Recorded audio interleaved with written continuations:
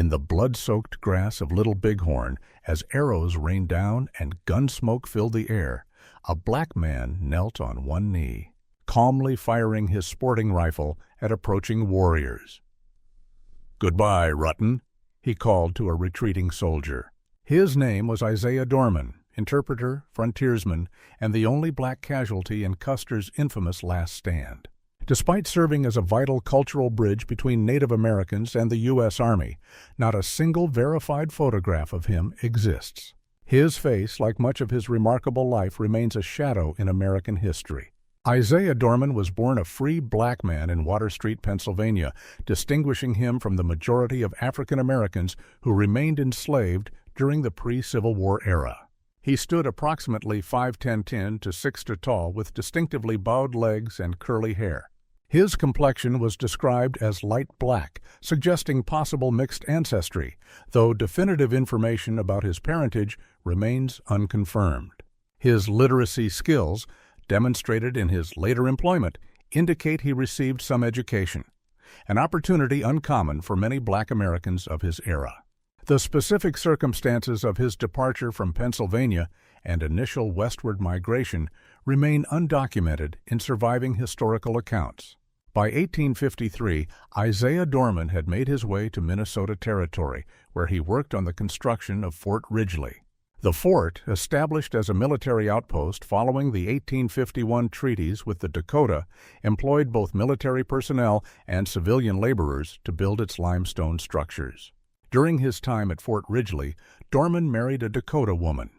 This marriage positioned Dorman at an important cultural intersection and facilitated his acquisition of Dakota language proficiency that would later prove valuable in his frontier career. In 1857, Dorman began working as a servant to Captain Alfred Sully at Fort Ridgely. This employment relationship continued when Sully transferred to Fort Kearny in Nebraska Territory, with Dorman relocating alongside his employer. A notable piece of correspondence from 1861 shows Sully mentioning giving Dorman a pair of leggings, which Dorman modified to wear in native fashion. Sully specifically noted Dorman's bowed legs in this letter, one of the few contemporary physical descriptions from someone who knew him personally. When the Civil War began in 1861, Dorman accompanied Captain Sully to Virginia.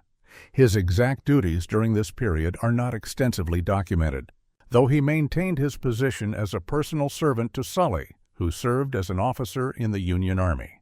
This temporary relocation represented a significant geographical shift from the Western Territories to the Eastern Theater of the Civil War. Following the conclusion of major Civil War hostilities, Dorman returned to Dakota Territory with Sully in 1864. He was present during two significant military engagements against Dakota forces: Whitestone Hill, 1863, and Killdeer Mountain, 1864. His precise role during these conflicts is not specified in historical accounts. After the military campaigns of 1863 to 1864, Dorman established himself in the upper Missouri River region. He worked as a logger with partners identified as Darien Peak, harvesting timber to meet demand from military installations and growing settlements. Dorman constructed a permanent dwelling overlooking the Missouri River. This homestead served as his primary residence, from which he engaged in various economic activities including logging, agriculture, and government service. Between 1866 and 1867, Dorman served as a mail carrier for the U.S. Army. He completed at least 2 round-trip journeys covering 676 miles between Fort Rice and Fort Wadsworth during winter months. These assignments required traversing difficult terrain in harsh conditions, demonstrating Dorman's physical resilience and geographical knowledge. By 1871, Dorman's reputation for regional expertise led to his employment as a guide for the Northern Pacific Railroad Survey. He provided 30 days of service to the survey team, which sought viable routes for westward rail expansion. His linguistic abilities and knowledge of Dakota territories proved essential to the survey's completion. By 1873, Dorman had established a productive agricultural operation on his property. He cultivated vegetables, corn, oats, and barley while raising horses that were sold to the military. His property, situated on a plateau overlooking the Missouri River, allowed for diverse subsistence activities, including fishing, hunting, and trapping. These economic activities demonstrate Dorman's successful adaptation to frontier life and his ability to leverage his cross-cultural position for economic stability. After approximately 10 years in Dakota Territory, Dorman had progressed from servant status to independent property owner with a diversified economic portfolio, including horse breeding and agricultural production. Throughout this period, Dorman occupied a unique position, bridging multiple cultural worlds during a time of significant territorial transformation and conflict. His language abilities, cultural knowledge, and trusted status with both military authorities and indigenous communities positioned him as a valuable intermediary in the complex social landscape of the Dakota Territories. Following his service as a guide for the Northern Pacific Railroad Survey, Isaiah Dorman secured a position as an interpreter at Fort Rice, serving in this capacity from 1871 until 1876. This role formalized his function as a cultural intermediary, a position he had effectively filled in various unofficial capacities throughout his years in the territories. Among the Dakota people, Dorman became known by the nickname Black Hawk. The Cheyenne warrior Woodenleg described Dorman as a big man, a characterization that researcher Laya Morton Pengra suggests carried social rather than merely physical connotations. In Dakota society, the term often indicated a person of importance or influence. The Dakota placed high value on interpreters they could trust to accurately convey their concerns to military and government officials. Sitting Bull used similar terminology when referring to respected individuals within tribal political structures. Not all contemporaries viewed Dorman favorably. A correspondent for the New York Herald characterized Black Hawk, presumably Dorman, as an ignorant dizzle and immoral, a full-blooded Negro, reflecting the racial prejudices common in 19th century journalism. Such descriptions contrasted sharply with the respect Dorman appeared to command among many Dakota and military personnel. William Boy, in his book Custer's Black Man, noted the absence of any known photographs of Isaiah Dorman. He identified only 2 physical descriptions, both from hostile Native American sources, characterizing Dorman as a huge man and very black. These descriptions present challenges for historical accuracy, particularly given evidence of confusion between Dorman and other black men in the territory. Laya Morton Pengra discovered primary documents revealing another black man in the Upper Missouri region, Peter Frank, who also went by the nickname Black Hawk. Frank worked as an interpreter at Fort Berthold and later at Fort Yates. This discovery helps explain some contradictory accounts of Black Hawk's appearance and behavior. Contemporary descriptions distinguished between the 2 men. Peter Frank was characterized as having darker skin, drinking alcohol, and participating in whiskey trading. In contrast, Dorman was described as having lighter skin, maintaining sobriety, and opposing alcohol trade. The 2 men had a family connection. They were brothers-in-law through marriages to Lakota sisters, further complicating their historical identities. Accounts of Dorman's ancestry vary. Theodore Golden suggested Dorman's father was of Jamaican African descent, and his mother was a Native American woman. Another source, identified as Thunder Bear, described Dorman as a man of mixed black heritage. Robert Maskell Patterson, who encountered Dorman during the 1871 Northern Pacific Railroad Survey, characterized him as being of mixed black and Native American ancestry. Army payment vouchers from Dorman's time at Forts Ridgely and Kearney provide more specific physical details. Black hair, black eyes, light blauwach or light dark complexion, standing approximately 5'10" to 6' tall, with curly hair. A personal letter from 1861, when Dorman served as Alfred Sully's servant, offers a distinctive physical detail. Sully wrote to his sister describing how he gave Dorman a pair of leggings, which Dorman modified by cutting off the foot portions, stating he would wear them like native leggings. In this correspondence, Sully specifically noted that Dorman's legs were notably bowed. Researcher Laya Morton Pengra hypothesized that Dorman's bowed legs might have resulted from childhood rickets, caused by vitamin D deficiency due to limited sun exposure during his early years in the urban environment of Water Street, Pennsylvania. For his services as an interpreter with Custer's expedition in 1876, Dorman received compensation of $75 per month, a substantial sum for the period, equivalent to the pay of Fred Gerard, who served as interpreter for the Arikara Scouts. This salary level reflected both the importance of the interpreter position and Dorman's recognized expertise in Dakota language and culture.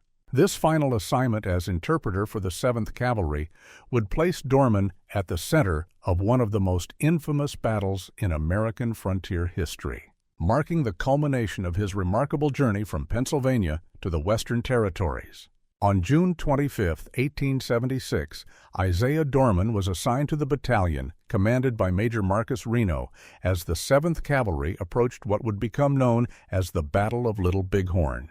As the regiment divided its forces, Dorman accompanied Reno's contingent rather than following Lieutenant Colonel George Armstrong Custer's main force. During the initial phase of the battle, Dorman followed the scouts into the valley as part of Reno's attack.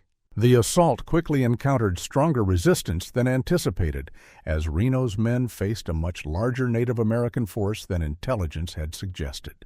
When Major Reno ordered a retreat from his untenable position in the valley, chaotic conditions ensued.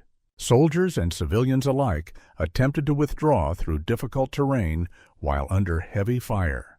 Dorman tried to follow the retreating soldiers but faced mounting difficulties. Between the wooded area and the riverbank, Dorman fell from his horse.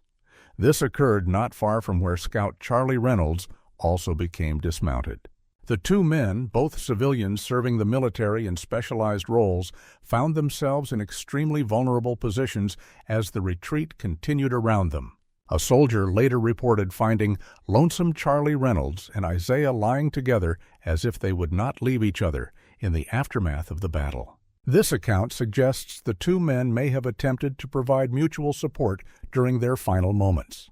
During the initial engagement, when Reno's forces formed a skirmish line in the valley, civilian personnel, including Bloody Knife, Charlie Reynolds, and Isaiah Dorman, were not expected to serve on the firing line as Native American warriors approached.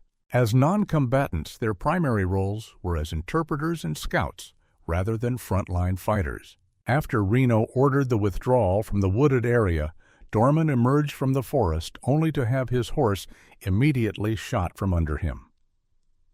This left him exposed and immobile on the battlefield with no means of escape. Private Roman Rutton provided one of the most detailed eyewitness accounts of Dorman's final moments.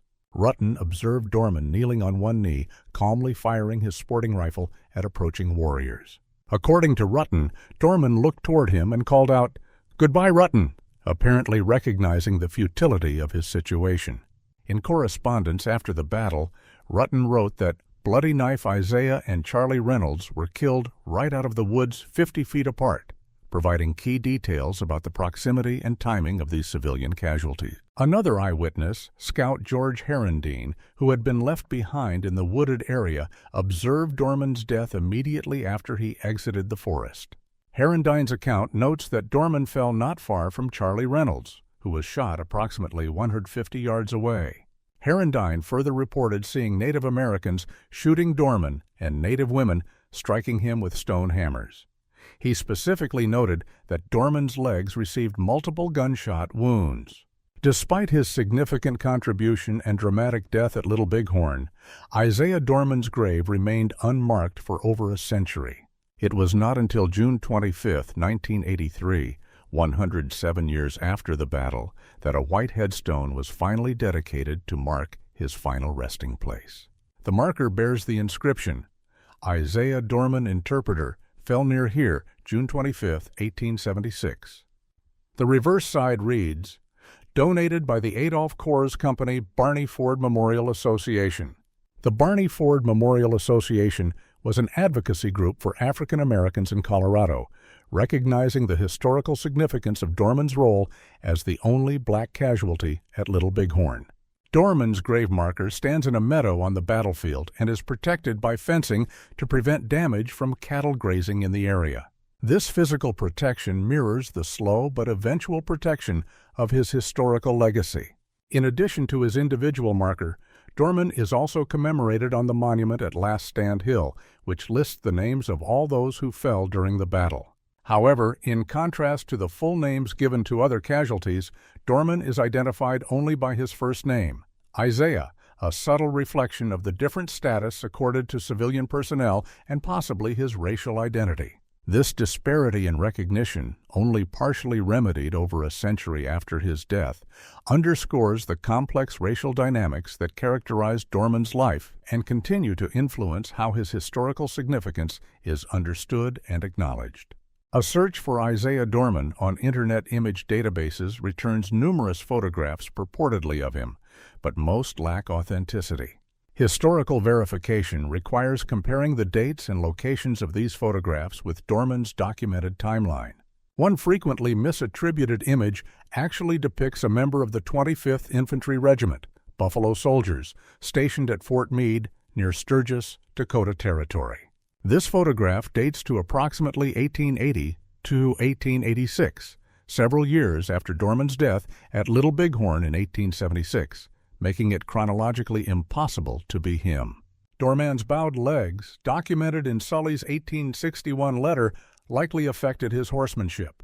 At least 3 separate accounts mention him falling from horses, including his final moments at Little Bighorn. However, this physical limitation did not prevent his remarkable 676-kilometer winter round trips between Forts Rice and Wadsworth in 1866 to 1867 as a mail carrier. Researchers speculate that despite being provided with a military mount for these journeys, Dorman may have preferred traveling on foot. Another commonly misidentified image shows a black man at the center of a group in what appears to be a saloon, purportedly at Fort Abraham Lincoln or Mandan. This photograph contradicts known descriptions of Dorman's physical appearance. His light complexion, mixed heritage, curly hair, and bowed legs are not evident. Furthermore, Dorman served as an interpreter at Fort Rice, not Fort Lincoln, and the town of Mandan was not established until 1879, 3 years after his death. Colonel Rodney Thomas determined this photograph was taken after 1886 based on the visible Schlitz Brewing Company label in the image. William H. Illingworth's famous photograph from Custer's 1874 Black Hills expedition was initially suggested by John Ravage to include Dorman standing at a tent corner in the background. Fort Rice records disprove this possibility, confirming Dorman did not participate in the 1874 expedition. Furthermore, no Dakota scouts requiring his interpreting services accompanied this expedition. High-resolution scans later revealed the figure in question was a white man. Researcher Laya Morton Pengra initially proposed that a man appearing on the right side of a photograph taken at Fort Berthold might be Dorman, based on the figure's leg posture, chest configuration, possibly indicating rickets, curly hair, and appropriate height. Sully's forces, including Dorman as his servant, camped near Fort Berthold in 1865 when this photograph was taken. However, in 2015, Mike Cowrie disputed this identification, suggesting the figure was actually Pierre Guau, a Fort Berthold interpreter. In 2019, Ephraim Dixon identified the photographer as Byron Guernsey, not Alfred Sully as Pengra had mistakenly believed. Sketches have further complicated Dorman's historical image. Author Robert Edge described him as big and very black, wearing a straw hat and smoking a cornpipe. Pengra found no historical documentation of the straw hat or cornpipe outside fictional accounts. Edge also originated the unsubstantiated claim that Dorman was a runaway slave from Louisiana. A self-portrait by Alfred Sully, created late in his life, shows him with a horse and a relaxed male figure in the background, possibly his servant Dorman. The indistinct figure appears to be wearing a straw hat, potentially influencing later fictional depictions. A sketch commonly found on websites about Dorman was drawn by Sam Patrick to illustrate an article by George Reasons in the 1970s. Pengra discovered this sketch was based on a photograph of George Custer published in Lawrence Frost's The Custer album. When the images are superimposed, the similarities are striking, suggesting the artist used Custer's photograph as a template, essentially placing Dorman's identity onto Custer's image. Despite the absence of authenticated images, challenging these misconceptions helps construct a more accurate understanding of Dorman's life. Pengra's research illuminates Dorman's family life in Dakota Territory, where his son Baptiste raised horses to sell to the military and sold firewood. The family maintained a farm on a plateau overlooking the Missouri River, growing vegetables, corn, oats, and barley, while also raising horses, fishing, hunting, and trapping. By 1873, after 10 years in Dakota Territory, Dorman had progressed from a young man working as a servant, mail carrier, and guide to the owner of a horse farm, supporting his wife and adult son. At the time of his death at age 44, despite his physical limitations, Dorman had successfully built a life on the frontier through his health, skills, and knowledge. Ultimately, his linguistic capabilities and cultural understanding of the Lakota people led him to serve as interpreter. During Lieutenant Colonel George Armstrong Custer's fateful campaign, which included the order for Major Marcus Reno to attack the Native American village. Isaiah Dorman's life illuminates a complex period of American history through an uncommon perspective. His journey across cultural boundaries, navigating Black, white, and Native American worlds during a time of profound conflict, offers insights rarely documented in conventional historical accounts. The absence of his verified image parallels the historical invisibility often imposed on Black Americans of his era. Yet the facts of his remarkable life emerge with clarity through careful research. In the vast landscape of frontier history, Dorman's story compels us to question simplified narratives and recognize the diverse individuals who shaped the American West.